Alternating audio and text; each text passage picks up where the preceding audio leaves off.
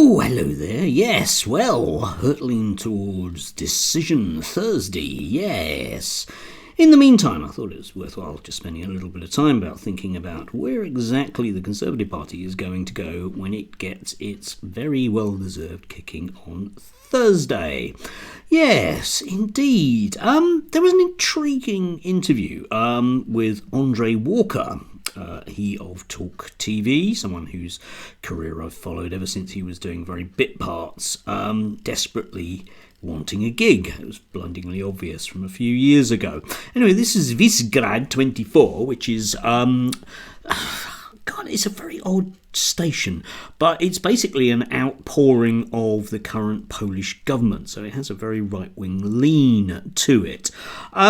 He spent half an hour basically coming out with a lot of tripe, one way or another, if I can put it as delicately as that. But the key thing about this, and to think about what he's saying, is it reflects exactly where that kind of rump of the Conservative Party are probably going to want to go with things, both on an economic and a social level. So there's the usual pie-in-the-sky economics mixed with virulent anti-minority expressions within it, and it very much sort of ties in with that kind of direction of travel that you get in the American right. Anyway, let's dive in. Apologies for the sound not exactly syncing. I just couldn't get my capture software to do that. I blame, well, me actually, but anyway, let's dive in. To express their views, but to be governed rather than ruled. And now, through executive agencies, and now through overbearing government, and now through social security, the NHS, and all of these things, time and time again, an Englishman's home is not his castle. And actually, we are in the midst of a crisis whereby, for the first time, I think, in the history of this nation, we are being told what to do by an incompetent and overbearing government. 44% of GDP is spent by the government. So what that means, very simply, is this. If you're wondering why you can't pay your household bills, it's because there's a public sector worker earning almost as much as you with his own family, and you're paying for it. You personally are paying for it. Now, I'm going to tell you something that's going to really shock you. There are 4,000 executive agency appointments in the United Kingdom, and in the past 6 years, 3 of them were offered to Conservatives. One of them, the chairmanship of the BBC, was later taken back. Another one to Toby Young was rescinded, and another one to Sir Roger Scruton was rescinded. And so what that means is the Conservative members, the people who actually represent the elected government in this country, got 0 of the executive appointments, and they're all over the place. Yes, well, there it all is. The reason why you're feeling the pinch is because there's some local council worker living next to you stealing your money. There's that great golden hope on amongst the libertarian right that if they can slash public spending one way or another, then magical things will happen. Okay, it is magical thinking, simply because if you think back to Thatcher and you think back to Cameron, 2 people that were desperately invested in reducing government spending to GDP, didn't really particularly make a dent in it. And where we are now, the current crisis that we're in now, is a result of seeking after 14 odd years and failing enormously to actually make a dent in that particular statistic. It would appear that modern capitalist states, in the current form that they are, just basically, no matter what, will end up at that point. You can be a high spending state in Europe, like France is with about 50%, or you can be a low one like Norway with 38%. But if you want to be Norway, then you don't get to have the politics that Andre is sort of thinking about here. It's not the way that one is likely to work out because, of course, they put up a sovereign wealth fund from their North Sea oil money, something that Thatcher just didn't do. So we're here and they're there. Yes, doesn't really work. But Of course, it's just kind of convenient to deal with these kind of very, I don't know, they just feel so ancient and last century to be bemoaning the fact that there are civil servants. Yes, there are civil servants, but you may notice that you can't get a passport in less than 6 weeks. Didn't used to be that way when there were a lot more civil servants because things worked. If you want things to work in a modern democratic Western style state, you've basically got to spend 44% of GDP to do it. You can bugger around with it if you want, but then you get potholes and then you get stuff just not working, full stop. Now, you can instigate a radical reform of that, but it ain't going to look like it used to.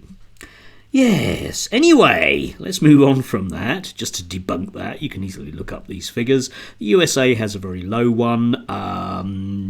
You might argue that, but the USA is in a very, very odd economic position compared to every other country in the world, isn't it? And that's why that one is there. If you want to be a really low-spending government, then go to all of those Muslim states. But I don't really think that that's what Andre means. I don't really think that he wants a government spending to GDP ratio like they do in Afghanistan, which I think is 28%. This is not going to be so much fun living there, is it? No. Anyway, so let's move on with the economics and see how dynamic that's going to be. I mean, there's a dissonance between wanting to lecture people about things and being unable to actually enjoy the very democracy that you want to export outside. How do you bring back democracy to the United Kingdom in that case? It's really simple. Or rather, the democracy that you would like to have. It's incredibly simple. And we talked about it in 2010, and I don't understand why David Cameron didn't adopt it, not in 2010 because he was in coalition, but in 2015, the Great Repeal Act. Every single piece of legislation passed by Tony Blair and Gordon Brown's governments repealed in one go. All of the executive agencies gone. All of the quangos gone. All of the public... I mean, the bloody Supreme Court. Parliament is supposed to be supreme. We've got a frigging Supreme Court. Nobody knows what it does other than overreaches itself. All of these bastardizations need to disappear. And can I tell you, it's one line. That this House does approve the repeal of every bill passed from 1997 to 2010. Boom.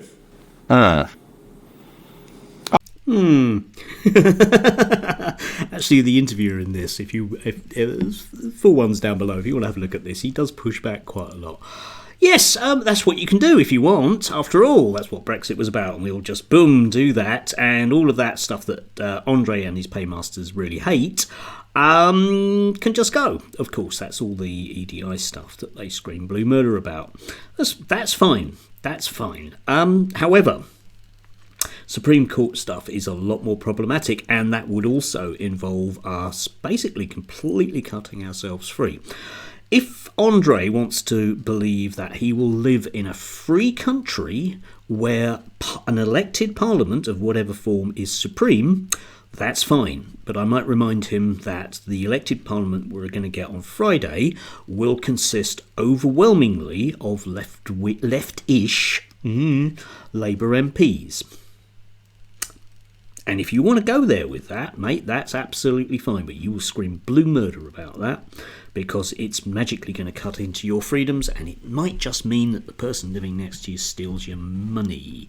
Yes, anyway, let's move on. Last few days, few weeks of election victories across towns in Northern England. You've seen some of them. Yeah, so what you're specifically talking about is Islamic voting.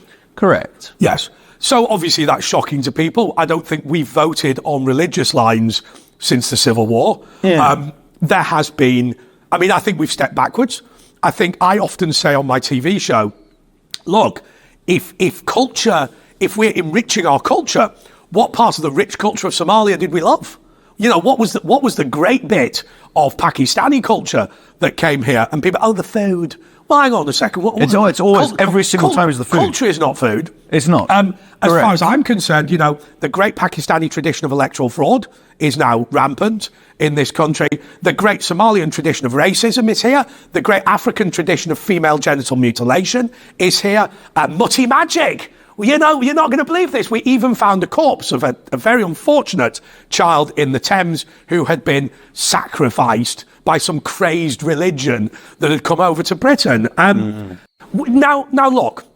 Now look, yes, let's look at British democracy in its full throw there. Yes, Andre knows nothing about history. Right. Oh, I don't think we voted on religious lines since the Civil War.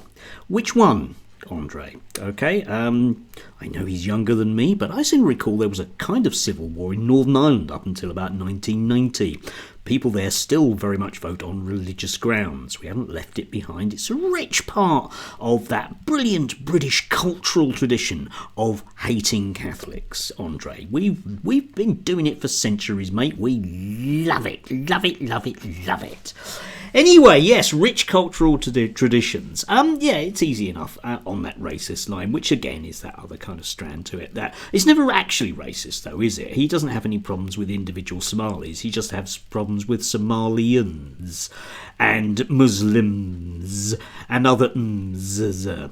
And yet, if you think about the European tradition, until a few hundred years ago, it was as mired in bloodshed as anywhere in the world. You can look this stuff up.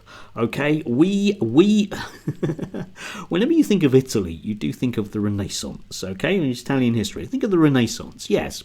But don't forget that Italy was as moribund a culture in terms of its peasantry, in terms of its nasty little kingdoms forever at war with each other, and forever basically using gunpowder to blast down your neighbours' walls, go in the town, nick the gold, and kill everyone. And that wasn't that long ago. That's also culture. And, of course, Andre doesn't actually like that because he's very much bought into the superiority of the West. The West, isn't it? It's just always so great. Well, I don't know. You can easily persuade human beings to be particularly vitriolic if you can set them at each other's throats. Not, of course, that Andre does that on his late night, albeit not very well watched show. Yeah, unfortunately, I guess if you're stuck in the graveyard slot that James Whale may or may not give up through his cold dead hands soon, we'll see. Anyway, last bit. Thanks for bearing with me. It often kills someone. But here's the law that I would put in. Conspiracy to prevent free speech on campus. 5 years minimum term. Oh, give that to them. Tell those smelly lecturers and all those entitled kids and start locking them up. You attempt to prevent free speech on campus, or you conspire to attempt to stop free speech on campus, you're going to prison. And by the way, it's category A, and I'll tell you the reason, because it's one step below treason. As far as I'm concerned, lock them with the lags of D-Wing. They'll have an arsehole the size of my arm by the end of it, and that's what they deserve. Yes, and the final sort of brick in the wall, one might say, is the absolute outrageous levels of authoritarianism that he'd be very keen on and try to sell you one way or another. Yes, I do like the jokey references to people being raped. Andre in this is very often goes on about mutilation, but he's quite happy to see other people that he doesn't like being mutilated, as long as they're the right smelly types. Yes, indeed.